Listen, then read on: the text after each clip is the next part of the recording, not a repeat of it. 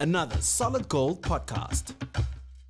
A very warm welcome to yet another stupendous episode of SAPeople.com with Mel and Jen. And sitting all the way over in France, we have the delicious Jenny Baxter. How are things your side of the world? Hi Mel, things are really well, and we've got a special guest coming up later as well. Ooh, do tell. No, okay. She'll just pop in, will she, into our virtual studio. This is what's so nice about doing podcasts. You know, when you can talk to people all over the world and see them as well. And I mean, isn't technology fantastic? The things that humans come up with because of things that have come, like when COVID came around and we couldn't go out and we still needed to create content. it's the best thing for for South Africans who are separated by different cities, different countries. It is just fantastic. It really has changed it all and made it a little bit easier, but it's not the same as hugging, as human touch. Here's a big hug for you. Oh, no, I mean, but it's better than when you were living in Australia and we had to like set up something. I don't even know how to. We sent an email saying, "Okay, I'm going to try and phone you. What time would be good? Will you be at home?" Like it was the middle of the night. I know, and the one person's tired, so and the other person. I know. Tony's parents always used to say, "Oh, you guys are always so tired," and we were like, "Yeah, it's nighttime here," and they were all crisp and Anyway, but no, yes.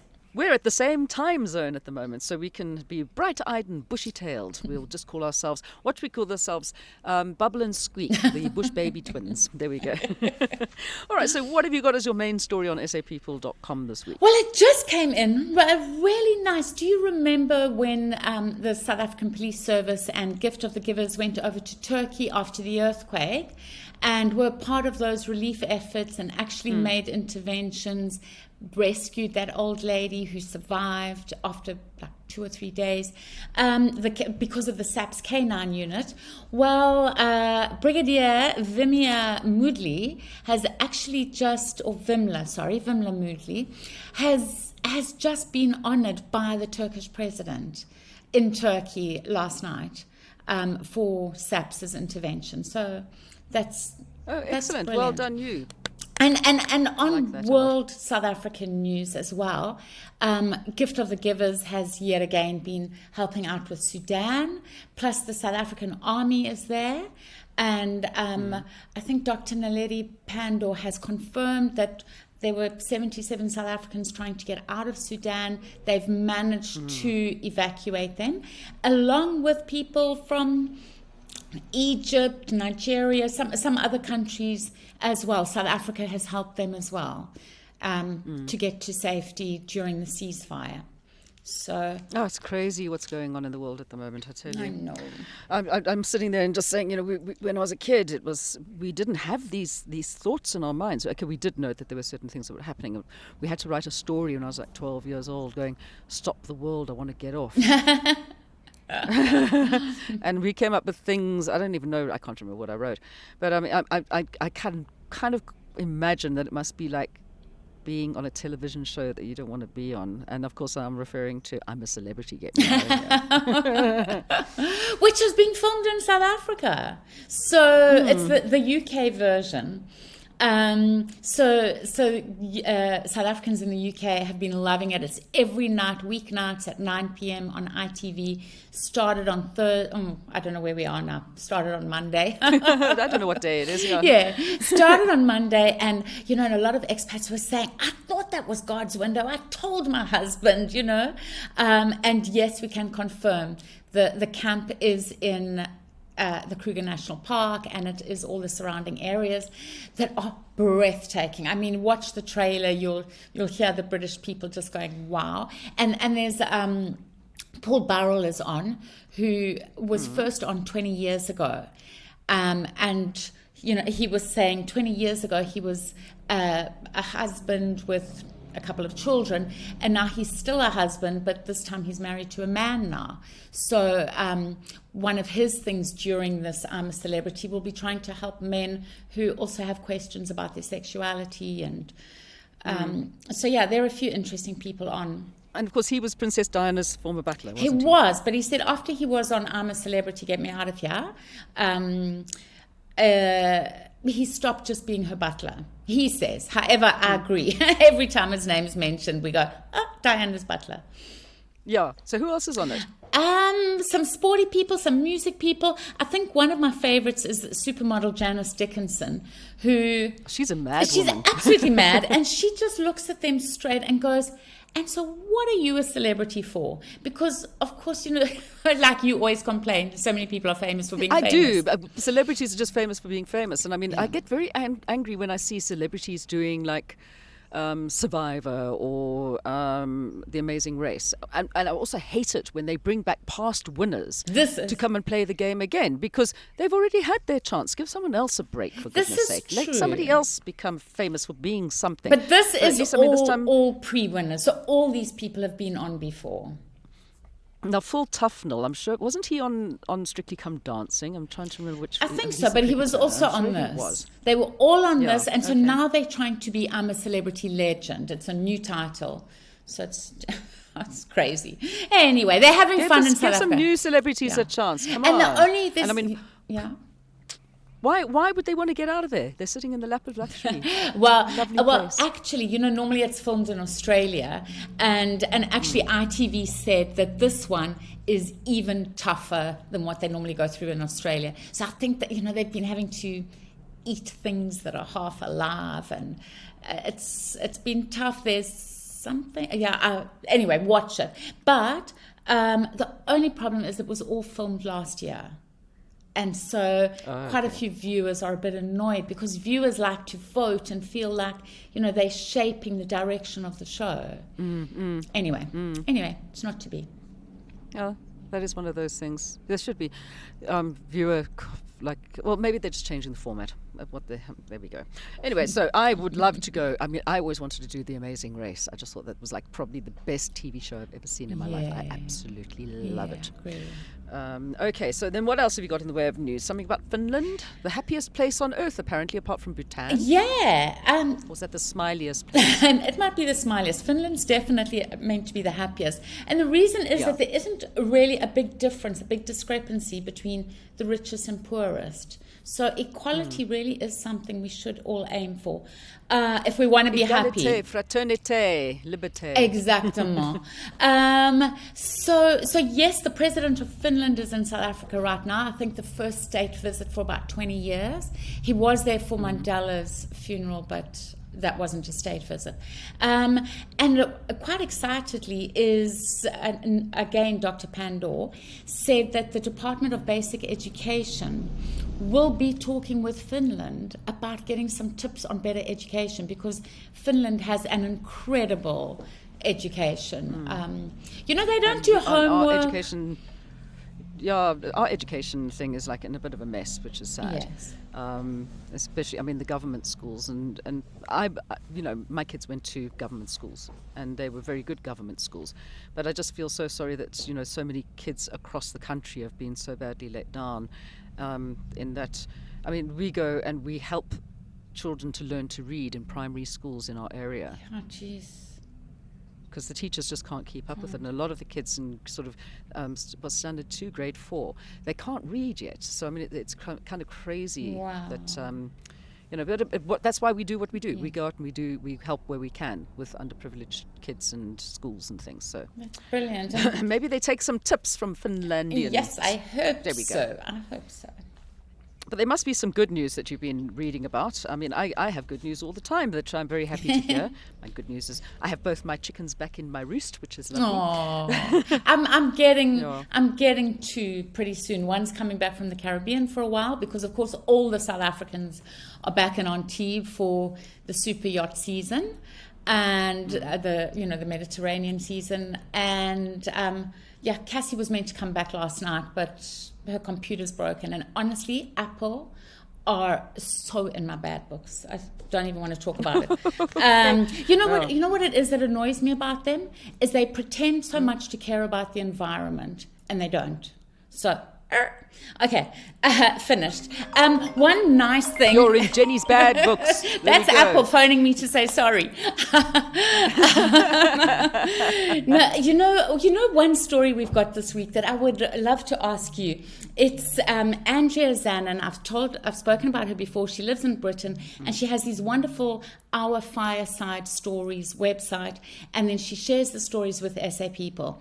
This week, the story is about pineapples, going on road trips as a child, and the ladies selling pineapples on the side of the road and everything.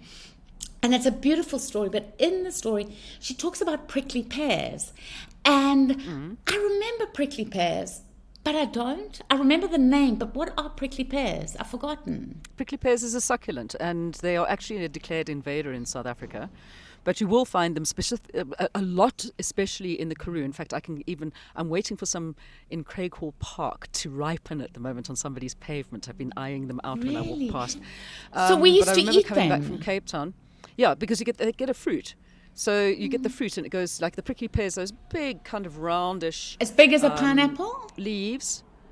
The leaves are big. And they've got those thorns in them, and then your fruit comes off, and you have to be very careful because they've got these little clusters of thorns in the succulent leaf. But the fruit is like, it goes red, and then when it's red, you can take it off and eat, and it tastes a little bit like kiwi fruit in a way. But you have to be very careful of the thorns and peel it off and then eat it. Prickly pear is lovely to eat. Okay, Yeah. I'll have to have But one next time. nowadays, you'll find them selling. Done on the lower KZN coast, if it's not golf balls, there's usually avocados and, of course, macadamia nuts, because it's become quite a big business down in the lower south coast. So that wherever you go, you're going to find people like selling stuff. Even if you go up to kind of Hartbeespoort, you'll find people selling stuff on the side of the road as well. Just don't buy the firewood. Okay, don't buy any endangered succulents on the side of the road, and please don't buy avocados, because the majority of them that you find on the side of the road in South Africa are those that have been pilfered from farms in Limpopo and Mpumalanga. Really? And then taken down? Yep. So it's like a business. Yep. It's a huge theft. I mean, the armed robbers coming in and stealing all of the avocados like overnight from a farmer's kind of entire crop gone. Wow. And then they sell them. So that's why we have this thing, do not buy avos from people on the side of the road. Buy them from kind of authorized people, so that you know that you're not adding to shame. But that's a pity, because legitimacy. 20, 30 years ago, there were innocent people on the side of the road selling a few odd avos. So now the innocent people will lose out. Yeah. I just won't buy from the side of the road. That's it. Done. All right. So you've got a baby hippo that needs to be adopted. Yes, a little baby hippo who fell into a cement dam, couldn't get out. They could just see its little head poking out the water, and so they rescued it.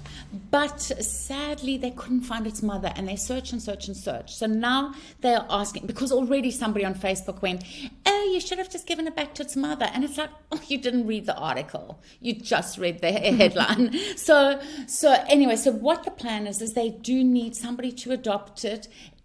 They will keep it. The Wildlife Centre will keep it. Do you have the name of the Wildlife Centre there? Umoya Kulula. Exactly. They will keep it, but they need, for 12 months, a little baby hippo needs its mother's milk. So for 12 months, they're going to have to give it milk before they can rehabilitate it back into the wild. Otherwise, it would not survive. So they need somebody to please, if somebody's listening, to be able to help fund this milk. And then you can, whoever is the highest bidder, will get to name the little baby hippo. And it really is the prettiest hippo I've ever seen. It's the cutest. I don't think I'd want to milk a mother hippo. I think that would be, because they kill more people than crocodiles, but I think there's like second only to kind of like a third only to mosquitoes, then humans, and then hippos. Wow. Yeah. I think it's it's crazy. Yeah, I don't want to say. But it is a lot. Okay, don't say anything. All right, but now we get on from hippos to turtles. There's the water tortoises, as somebody once called them when I was walking. They call them that here. I wonder if in French it's water tortoise. Water tortoise. Because I often Tortoise, hear that here. This a wonderful teacher, Mrs. Highland, who got 13 of her year 11 students, and she did the Robben Island crossing, swam it, and they did it as a relay. Through icy cold waters, being stung by jellyfish, being joined by seals, just such a woman power moment for these girls from St. Cyprian School. St. Cyps in Cape Town. Yeah. And really, really empowering and amazing. And they did it. They succeeded. In fact, they did it in like an hour less than anybody had predicted. So... Oh, fantastic. Yeah. And they raised, I forgot the most important thing. They raised lots of money for the turtles at Two Oceans Aquarium in Cape Town. Oh, fantastic. Yeah. And that's such a nice aquarium as well. Yeah. I love going there, taking pictures. It's just so cool. Yeah, I love getting the pictures. Okay, by the way, you do know that, of course, we have a very long weekend coming up, although I'm working the whole way through as usual. Nothing new there. Yes, Langa, which is nowhere near you. No, that's in Langa, is in Cape Town. It is. It's one of the iconic townships. Really special tomorrow, on the 27th of April. I don't know when you're listening to this. They have thousands of people joining to run either 6 kilometers or 10 kilometers. And it's too late to register online. But if you go there tomorrow morning between 6 and 7 in the morning to the stadium, Langa Sports Stadium, you can sign up. And I think it's a really special, it's really representative of Freedom Day. There's also Robben Island itself, who, definitely represent Freedom Day and are saying, please, please, please vote for them, because they have been nominated for the World Travel Awards as the most attractive holiday destination, one of the best attractions in South Africa. So they need us to vote, please. I've been there. We started one of our Cape Town treasure hunt episodes on Robben Island. Really? Quite nice. So I did it by that's long ago. That was that was a long time. I've got to see lots of stuff in South Africa. It was fantastic. Yeah. And the one person I will not be going to again to watch, unfortunately, is Brian Adams, because I still have the tear gas memories in my brain. But we were talking about it last week, and there is another tour date. Yeah. Yet again. So last week I told you there were 2 extra dates. This week there's another date, and also in Pretoria. Okay. So, I mean, he really is very popular among South Africans. People love him. He's 63 years old. That's still young. Yeah, very young. Yeah, very young. Okay, and then you've got a story about Katlego. Oh, another wonderful teacher who she's this lady was a deputy principal, but an acting deputy principal, and she met him. He had cerebral palsy, since birth, obviously, and she met him like years ago. He got 3 distinctions, a really hardworking. He was somebody who just touched her heart. And she always said, we must stay in touch. And last month she bumped into him, saw that he was, his wheelchair, his kind of manual wheelchair was really falling apart. And so she quickly did a fundraiser on BackaBuddy and has raised enough money to buy him this electric wheelchair, which she then surprised him with. She, invited him over for something else as a ruse. And she did a video of, bless him, of his reaction with it, and it's beautiful, just like going madly around the driveway as fast as he can, and then he thanks her and says, I love you so much. It's beautiful. That's a feel good story. Yes, and 30 people were involved in all that fundraising, so well done to all of them. Yeah. That's a good thing to give money to. Now we're going back to Cape Town again. Oh, sorry. Yeah, like everything's about Cape Town, like, hey, Shuabri. Sorry. I think you're talking about the Instagrammable place. Are you? Yeah. But Cassie went there and she felt the same. She sent me so many photos from there. It's called Nourished. Have you been there? No. There's like zero waste. It's vegan. It's just ahead of its time. I mean, now it's in its time, but it was ahead of its time. I mean, yeah, blah. You know what I'm trying to say. Yes, Jenny, we get that. Okay. It's fine. And the food that they make looks like art pieces, according to a Big Seven Travel. So Big Seven Travel has named Nourished in Cape Town as the number 25 top place to go for Instagrammable photos, to take Instagrammable photos. Any photo is Instagrammable. Let's put it that way. If you think it is, then it is. Yeah. By the way, talking about Cape Town, it was my little brother's birthday yesterday, which was lovely. So I got to see Table Mountain because he climbed out of bed, or shows me out of his window. And then, do you know whose birthday it is today, on the 26th? Of April. Jason tomorrow? Roberts. Is it We used to do Segway shifts with him on Radio 5 back in the day. We're just sending a big shout out to Jason Roberts, the wonderful television and radio presenter from South Africa, now living in Europe as well. Yep. Do you know that he's JD's godfather? And a damn good godfather he is. Oh, I shouldn't use the word damn with God. Sorry. Especially when you're talking about God. Yeah. But he's really talking about celebrities. Now, is it not time for us to actually find out who's joining us in the studio? I see she's knocking on the door.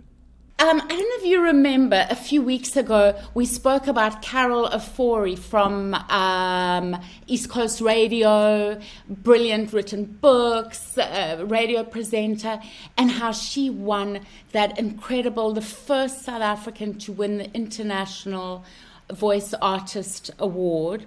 The lady with the magic voice. Yeah. Yes, in a specific commercial. The voice that launches products and so much more. So guess what? We got Carol in the studio. She has a new podcast, and so there's lots to talk about. Yes, and of course, I mean, she actually used to work as a voiceover artist almost exactly where I'm sitting right now, in our very own Solid Gold Studios, which it is now, with Air Media back in the day. And Carol, welcome to it. It's so good to see you. Oh, it's great. I'm seeing how much the studios have transformed from when I started way back. That's pretty cool. Thanks for having me.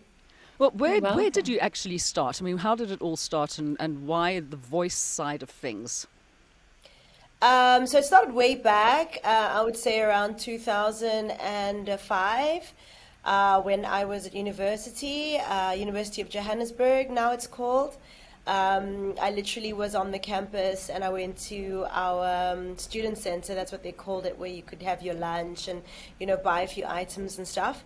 And I heard the radio in there, and I was like, wow, that's so cool. And as I was walking through the center, I saw they were looking for auditions for new presenters and new newsreaders. So I thought, I have a bit of time, I don't have a class, let me go up there and audition. And the rest is history, as they say. So I started on campus radio. Now you're in KwaZulu-Natal? Yes, I've relocated from Johannesburg, and I've been living in KZN for the past 3 years. Oh, so it's new for you. Do you love it? Yeah, I absolutely love it, The weather is incredible. I mean, the ocean being on my doorstep is always a blessing. And I think the people who love it the most would be my kids. They absolutely love living here. I grew up there. She grew up there. I'm a Joburg girl, but my mom and dad moved on to the coast, so I've spent a lot of time down. I love KZN, and the one thing I really enjoy when I'm down there is listening to East Coast Radio. I really enjoy it. It's such a lovely kind of it's one of those things that's always just been around, and you don't listen to any of the other radio stations when you're down there. That's what it is. It's the thing that happens.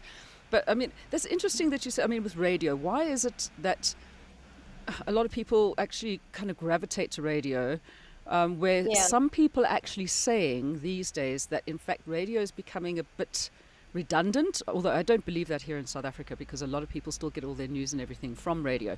But across the world, I mean, because we can, like you've got a podcast, we have a podcast, we can really curate, and I hate using that word, but it's true, we curate what we want to get out to the people, and people can listen to it all the time. And that's one of the problems with radio, is that you have to be listening to it at a specific time at a specific day, and you don't get to listen to it again afterwards. Why do you think that radio is on its way out? Absolutely not. I think a lot of people would like to say that about radio, but I think we have to acknowledge the fact that radio is immediate. Radio gives you information now and in the moment. It is still going to be your number one place for any latest news. We'll break news before TV any day, and definitely before any other form of audio does. So no, I think radio absolutely has a place. It just like any other medium has to morph itself to move with the times.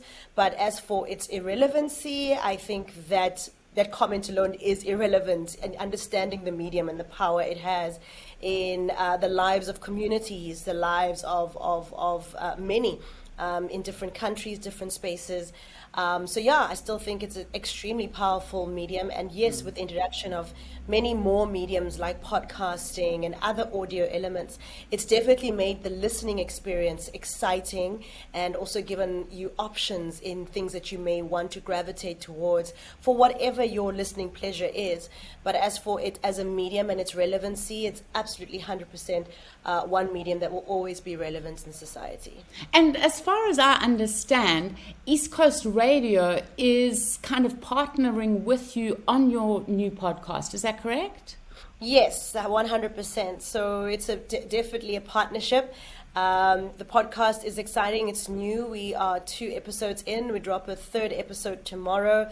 And it's really just been an extension of who I am. So in music radio, I only have a certain amount of minutes to express myself and to talk.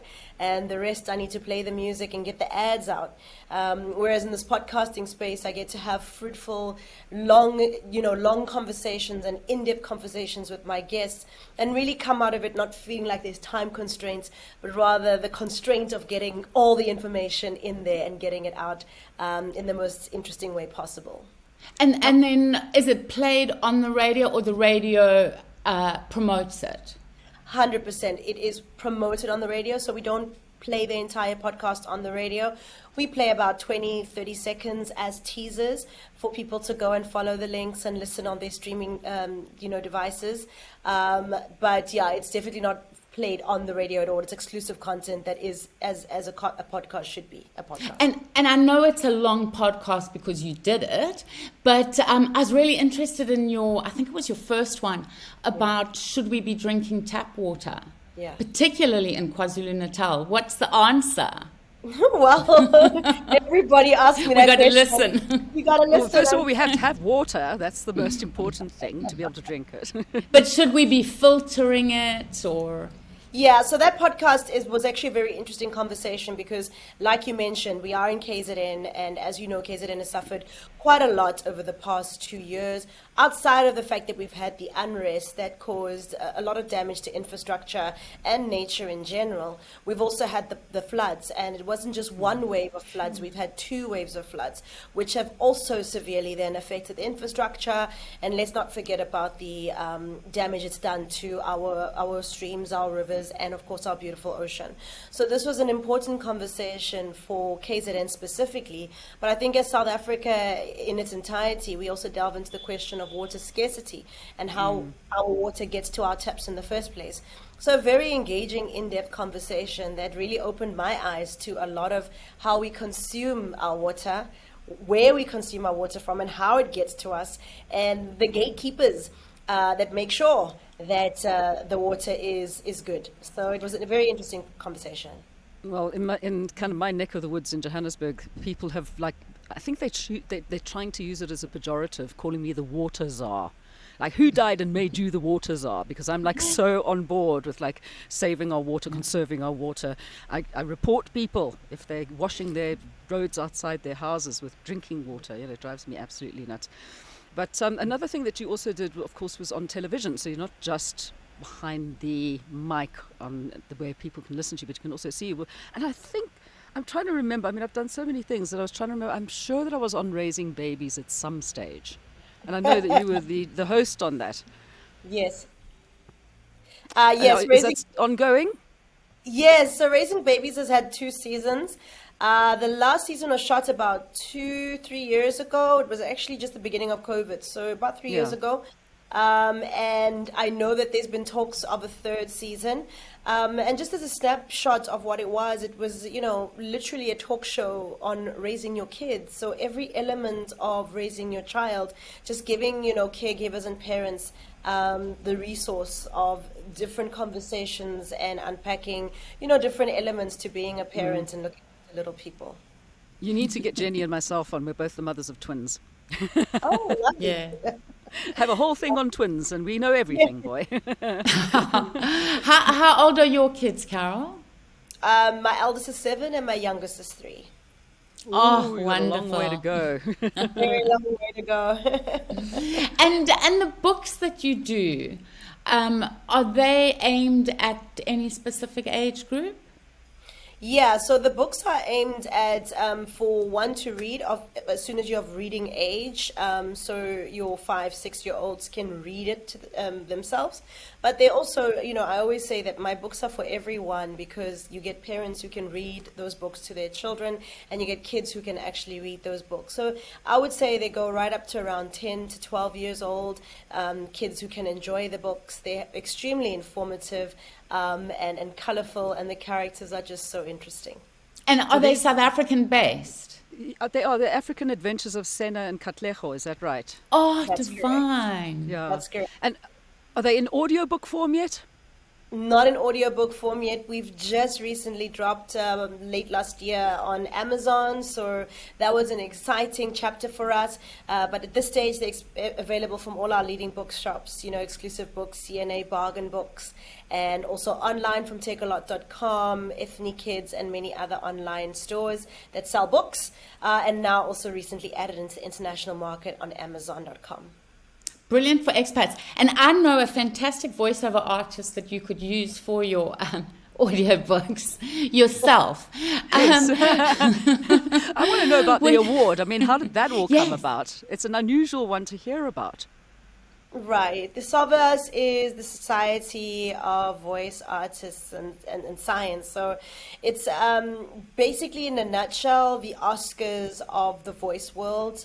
The awards are held every year in Hollywood at Warner Bros. Studios. So it's quite a big deal. I entered last year coincidentally, when I found out about them, this was the first year that they had introduced the Africa category. It's very much been an America and Europe kind of thing. And this year they decided to add Africa as well as in a category for TV commercial and another one for radio commercials. So I entered in the radio commercials one, and I literally entered and thought, I'm just taking a shot in the dark, whatever happens, happens. So when I was nominated, I was completely floored to find out I was nominated. And then I looked at the options of actually going out to Warner Bros. For the award ceremony that happened in December. And let's just say, December, you've kind of mapped out all your money. And I was like, I cannot afford to go to LA and live my best LA life and possibly go and do this award ceremony. So what are the chances of me winning anyway? So I'm up against this amazing Nigerian girl and a girl in Uganda who's actually from South Africa, but I think she's living in Ghana now. Well, she's a Ugandan girl who was living in South Africa who's now living in Ghana. And the other lady from Nigeria. I was like, there's no way. So it's a nice accolade to say that I was nominated. I'm not going to win, so even if I'm not in the room, it's not going to be such a big deal. So a friend of mine, colleague of mine, was nominated in the television category for Africa, Chilulemba, and he made his way to LA for the awards. And early hours of the Sunday morning after the awards, I got, a little picture from him, and on the screen was my name. Oh, wow. Yeah, I was like, why wasn't I there? I should have broken the bank and just made that journey. So it was very humbling to hear that I'd won, and exciting for him too. He won his category. So we were the two first Africans to win, myself and Chilulemba winning the television, and I won the radio award. And yeah, like I said, it's a first for South Africa. Big stars have picked up, this award. The big voice of Mufasa, James Earls, has this award. You name them. I'm going blank right now, but there's just Don't worry. I know Sigourney Weaver has one, and so many other Hollywood actresses and actors. And with so many animated movies and TV series happening at the moment, wouldn't this now open another door for you? Yes, absolutely. So, of course, my books are you talking about the books or the voiceover world? The voiceover world, that you could be doing international animated Yes, I mean, I'd for absolutely movies. love to do international animated work. I've packaged a job that I did, an animation last year. It's extremely sensitive. I can't talk about it. It's with a major animation company. It's a first for Fantastic. Africa. DreamWorks. And Pixar. so I I'm can't going to really go through all of say, them, okay? but I believe that we should start hearing whispers from June, July. And I'm in awe because we wrapped recording last year, October. So, it's weird for me to wait so long for something to happen and then, can't say anything about it. You have to tell us in June, please. Yes. As soon as I'm allowed to, absolutely would love to share. It's very exciting. Hit us up with it and we'll have a chat. Another chat. Why not? Let's do it. Yeah. Okay. Well, we're going to let you get off because I know you've got a very, very busy schedule. And please do stay in touch with us and let us know what you are getting up to, because it's always nice to have somebody from the same stable kind of doing well around the world. And we just want to see you going higher and higher. It'll be great to see that happen. Congratulations. Thank you so much. I appreciate it. Okay. We'll catch up with you again soon. Bye, Bye. Carol. Well, there we go. Wonderful, wonderful news from some stunning South African people. So you see, there are so many good news stories. We don't have to sit in doom and gloom. And one of the good news stories is that even though we've been going, some people say it's stage 6, and then they reckon it's actually stage 8, and we've had like this and that and the other, and we don't know where we are. But thank goodness for Eskom Push. See, I said it right this time. We're going to be going between, I think, 1 and 4 over the long weekend. So that's some good news. There's a not gift. This 4-hour long. Oh, yeah, a gift that just keeps on giving. Right, but at least I can keep my TV on, and I have been watching a lot of the shows that we talk about. So I've actually started watching Reka. Oh, brilliant. I've now also been watching Unstable, which we've talked about. So what else is there that I need to put onto my list of things to watch? Okay, on Netflix, have you watched Beef yet? No. It's not South African, but it's worth watching. Beef. Mm-hmm. What's it about? It's too hard to explain, but two people who need anger management. So it's that kind of beef, not the stuff you eat. Yeah. And the one Okay. almost reverses into the other, and yeah, it's brilliant. It's Okay. brilliant. And then also, I mean, if you're abroad, really try binge The Wife. It was one of the most successful shows ever on Showmax. There's 3 full seasons. It's finished, so at least you get that conclusion, and it gives you an insight into, what matters to South Africans and whatever. If you have Showmax and you're in South Africa, for you personally, have you ever watched Flight of the Conchords? No. It's old, so we used to watch it in Australia 1,000 years ago. It's from New Zealand. It is so funny, Mel. You will love it. So it's not about the Concorde plane. No. It's about 2 guys and their agent who go to America from New Zealand to try and make it as singers. And it's, their accents, everything about it. It is so funny, so quirky. It's one of the funniest shows ever, TV series.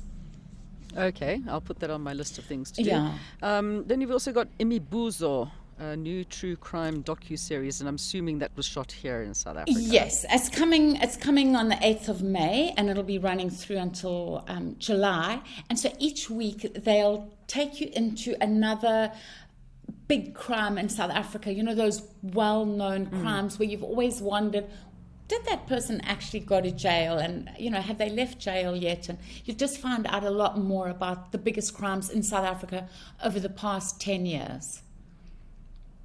Okay, that sounds like something worth watching Yeah, as well. definitely. Oh, and by the way, talking about the, like getting crimes of the past, I see that Ted Berta is doing the round of the book tour with Daisy DeMelka. So I Yes. think we should get him on and chatting to us about his new book, which he's just put out. Definitely. It's not out yet, but as soon as the pre-orders are It's ready. launching, yeah. Yeah. No, but I mean, we can talk to him because he's going and doing. I think I saw that he's on like 4 different places that he's doing these talks, in conversation with, as they like to put it, the writers' kind of like salon.